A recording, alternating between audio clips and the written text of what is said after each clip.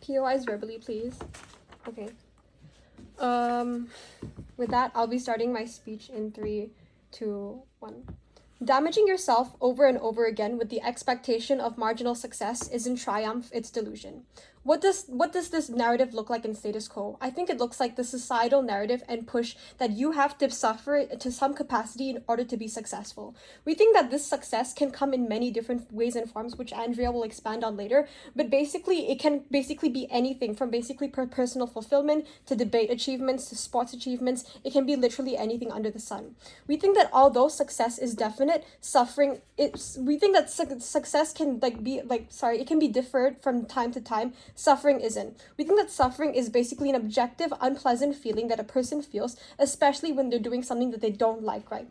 So basically, how will this basically even what does the suffering even look like, and how does it basically arise on our side of the house? We think that it looks like the societal expectation to go through pain, basically whether it be emotional pain, physical pain, or any sort of pain or suffering in order to achieve their basically like their desired success that they want to achieve. We think that it is an expectation or a narrative that basically most people have to go through in order to achieve success. That it's a narrative that tells you that people who have achieved success have gone through a lot of pain, right? So that's kind of what the narrative looks like. What is suffering not? We think that suffering isn't hard work. It is an investment of time and energy and effort into a certain field. We think that suffering and investment of effort are two very different things.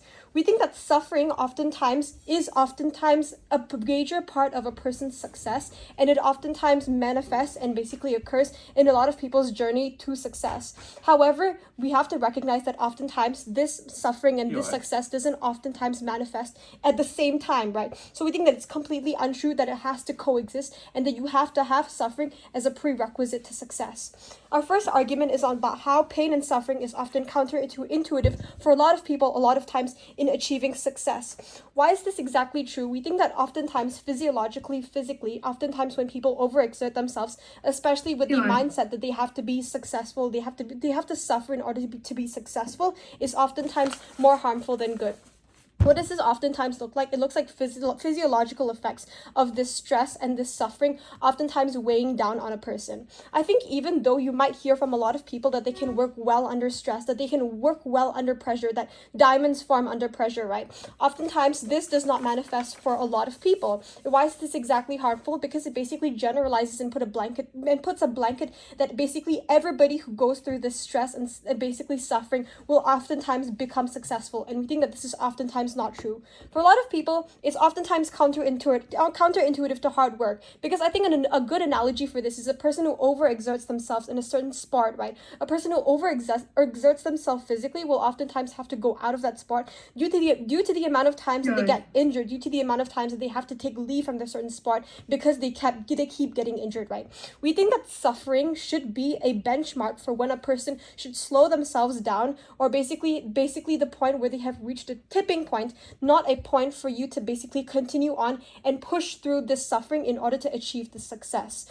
So number 2, we think that it deters people from achieving the success in the first place. Why is this exactly true? Because we tell you that suffering is a definitive emotion, it's a definitive experience that a lot of people don't even want to go through in the first place. I think if you are told that math is really, really hard, it's torture, and you'd rather be anywhere else, I think the fact that people often take this to heart, that people often acknowledge the fact that this subject is really difficult, a lot of people shy away from going into it in the first place, right? So oftentimes we don't think that basically telling people that this suffering is as a prerequisite to success is oftentimes something that's so glamorized or something that is so achievable, right? Because oftentimes to a lot of people it just serves as a deterrent, and they don't even want to go into it in the first place, right? Compared to basically making it more achievable and inclusive, and basically telling people that it is it's basically somewhat achievable for you at the end of the day, right? I think basically you ignore all the nuances of success at the end of the day. And I'll take a POI before that. Hard work is suffering in that you have to do things you do not want to do and trade off things you could otherwise enjoy. How do people succeed on proposition? We think that on proposition, we tell you that suffering is not necessarily a prerequisite to success, already because we tell you that the definition of success is oftentimes subjective from person to person. It doesn't necessarily have to be success in the form that you'll like win a bunch of titles, or the fact that maybe you'll make a lot of money. Oftentimes success can be personal fulfillment, and we tell you that this oftentimes does not go well like one into one with the type of suffering that you are talking about. I think lastly, you ignore the nuances of success. I think an important thing that we have to recognize here is that oftentimes this suffering doesn't equate to success. We already tell you why oftentimes it's counterintuitive, but why exactly is this a harmful narrative to a lot of people, and why do we consider it very exploitative? I think number one, because stress and success isn't something that will oftentimes always lead to success. I think oftentimes when a lot of people venture into things such as basically passions or hobbies or competitive things that they venture into, I think they ignore a lot of the luck and a lot of the privilege that they had in the beginning in order for them to achieve that success in the first place. I think a good explanation for this would be a lot of sports, right? Oftentimes for a lot of people, obviously people who have access, people who have money and privilege are able to succeed in the sport because they have the resources and they have the financial monetary support in order for them to go further and push into their sporting career, right? I think when you tell people and when you tell everybody that everything is meritocracy, and part of this meritocracy is suffering, and that you have to suffer in order to basically achieve the success at the end of the day, we tell you that it's exploitative in a number of ways. I think number one, it's cruel to sell people the fairy tale that everything will work out in the end just as long as you suffered for it, because oftentimes that's not exactly true in the first place, right? I think like not only the fact that it puts a lot of people off from the success, but also the fact that it makes it even more achievable for a lot of people to even do in the first place, right? I think it's also harmful because in a lot of ways and in a lot of scenarios, I think especially in some certain cultures, I think parents and teachers and coaches put too much stress on a lot of people because they took this narrative to heart. I think this is really important to recognize that oftentimes this sort of stress and this sort of suffering that you put onto people doesn't often lead to the success that they are promised at the end of the day. So exactly how do we think that this will manifest, and why is it exactly harmful?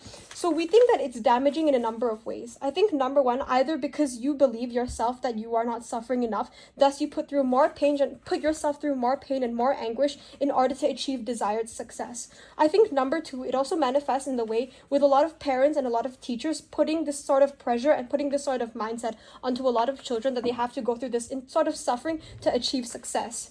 And we think that because a lot of people take this to heart, I think it sort of manifests in a lot of ways that oftentimes the certain field that they're in is even more unenjoyable than it is, right? I think sports is even more unattainable to a lot of people because of how much suffering that they have to go through, right?